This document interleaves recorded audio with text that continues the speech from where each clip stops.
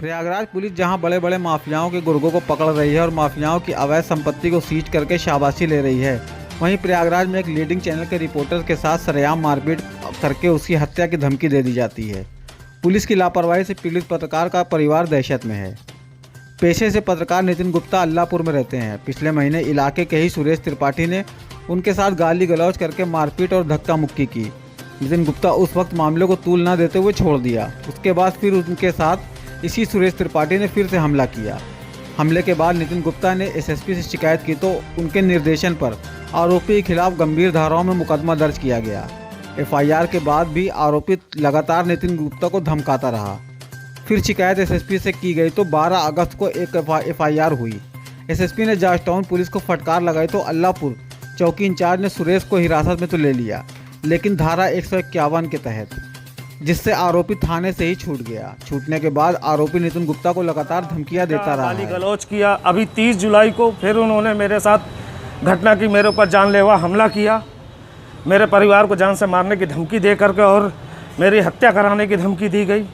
कहा मकान कब्जा कर लेंगे, शराब के नशे में आते हैं, आए दिन मारपीट करते हैं मुझसे। मैंने एफआईआर करी, कोई कार्रवाई नहीं की गई। फिर हौसले बुलंद हो रहे थे आरोपी के। एफआईआर होने के करीब 13 दिन बाद फिर वो आकर मेरे यहाँ आकर के मेरे घर में घुस करके वहाँ दुकान स्थित दुकान पर मुझे धमकाया, मारने, मेरे ऊपर हमला किया, प्रयास किया। क्या मैं जानना चाहता हूँ, क्या उत्तर प्रदेश की पुलिस अपराधियों को संरक्षण दे रही है? उसका आरोपी मुझे बार बार धमकी दे रहा है कि जिस तरह उत्तर प्रदेश में पत्रकारों की हत्या हो रही है, वैसे भी तुम्हारी भी हत्या कर दी जाएगी, तुम कुछ नहीं कर पाओगे।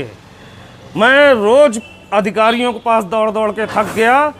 ये आलम है कि अधिकारियों ने जब थानेदार को फटकार लगाई तो जो आरोपी मेरी आईजीआरएस में की हुई शिकायत पर आरोपी के लिए चौकी इंचार्ज अल्लाहपुर लिख रहे थे कि वो फरार चल रहा है, वो 10 मिनट में थाने में अपने आप पहुंच जाता है। उसके बाद मुझे बुलाया जाता, आके समझौता कर लीजिए।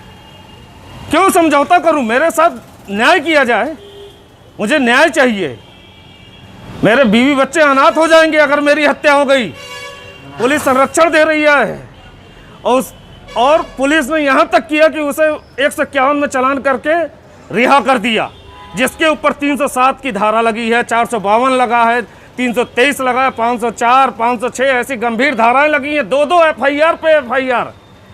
उस आरोपी को 151 में छोड़ा जा रहा है। नितिन गुप्ता ने आरोपी सुरेश त्रिपाठी के खिलाफ पहली एफआईआर धारा 307, 452, 323 और 506 के तहत दर्ज कराई थी और दूसरी एफआईआर में आरोपी पर धारा 452, 323, 504 और 506 लगी थी।